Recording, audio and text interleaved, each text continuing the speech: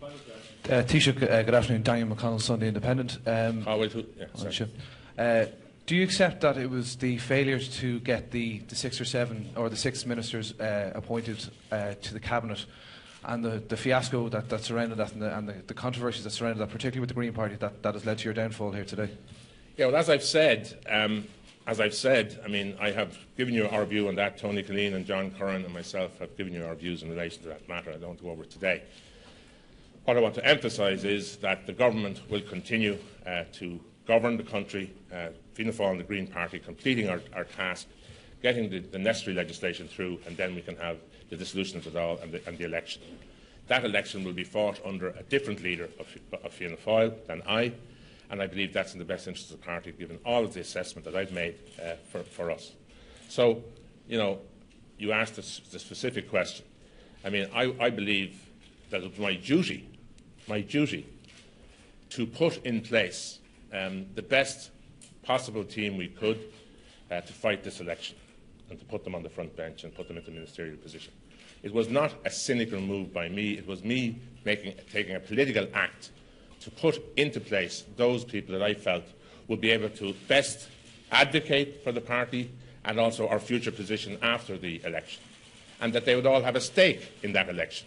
I think that's a sensible political principle, that people are, it's a principle of accountability to which I subscribe.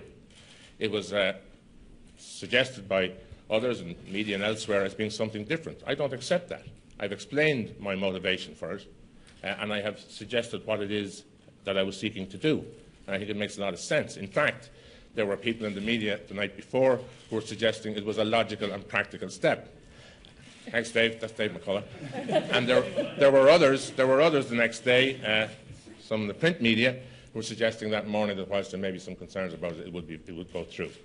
Now, I don't want to go over all of that again. We know where we are today as a result of all of that. I have to make my decisions based on the position that we are where we are today, and I make that fully, and I go forward with whoever the new leader of Fianna Fáil will be, and all of my colleagues. Declan de Breda on Irish Times. Taoiseach, a respected commentator in a northern newspaper recently said that, like John Hume, you had put the interests of the country above party political interests. Do you share that view? Do you feel that you're being punished for taking measures you saw were necessary but which you knew, as a long-experienced politician, would be deeply unpopular?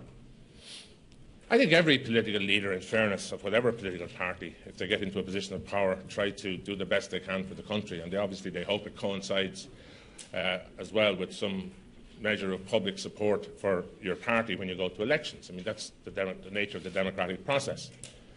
At a time of crisis, and when you have the responsibility of government to discharge, you must always do what you believe to be the right thing. Of course, it will be contested, what your policies are, what your actions and decisions are, but your motivation has to be, and has always been for me, in any office I've ever held, to do the best thing, to do the right thing, as I saw it, and to pursue the common good. And for me, that is your duty. And I think every leader would both aspire and seek to do that when they hold the levers of power. So, I may, just for a moment.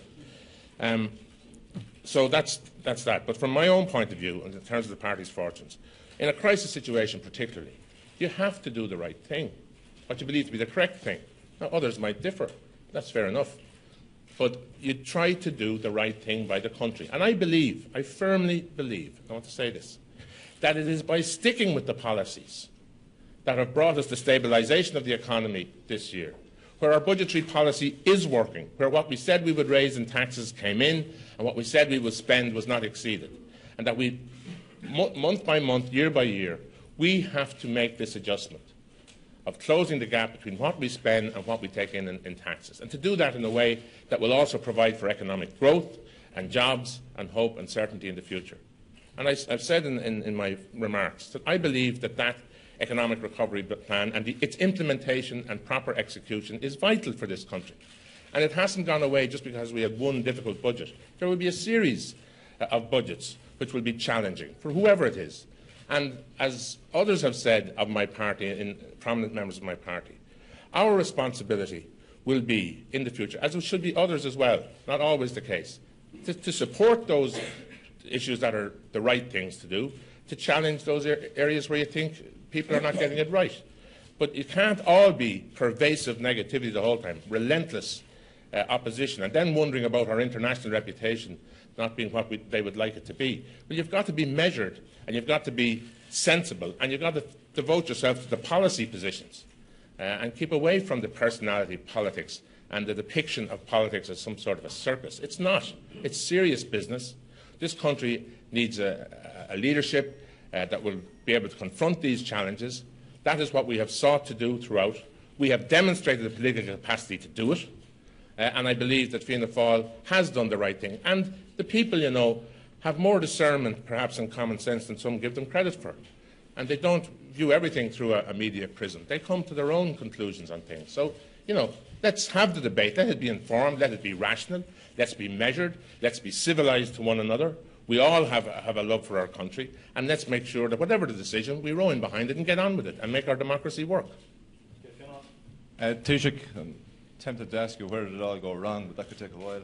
Do you have a natural successor, as Bertie Ahern described you in June of 2007, as you face into a leadership contest this week?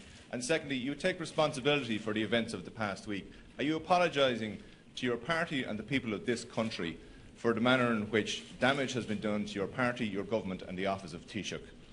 Yes, I don't suggest who should succeed me. That's a matter for the parliamentary party, and I leave it to ourselves in due course to make that democratic decision. I do give a prior commitment, of course, that whoever it is, they will have my complete support, as I've always sought to give previous leaders as well, and what has been given to me, for which I am grateful. The second point you make is in relation to what's happened during the course of the week. Yes, I have to take responsibility, but I want to assure you that the assignment of the duties of those ministers to other ministers ensures that government work goes on. Fewer ministers to do more work for the next 3 or 4 weeks. That's what's involved. So government gets on with its work. And we will have an election, as I've said, planned for the 11th of March. And I'm simply saying that the Fianna Fáil party will now enter a process which will be outlined later this afternoon to elect a new leader of Fianna Fáil, and we will go out and fight the election together. We will fight it with good heart, we will fight it with determination, we will listen to the electorate, what they have to say, and we'll put our positions. And we, as we have always done, we will abide by their decision, and we will build and work for the future as we've always done. That's it. Thank you.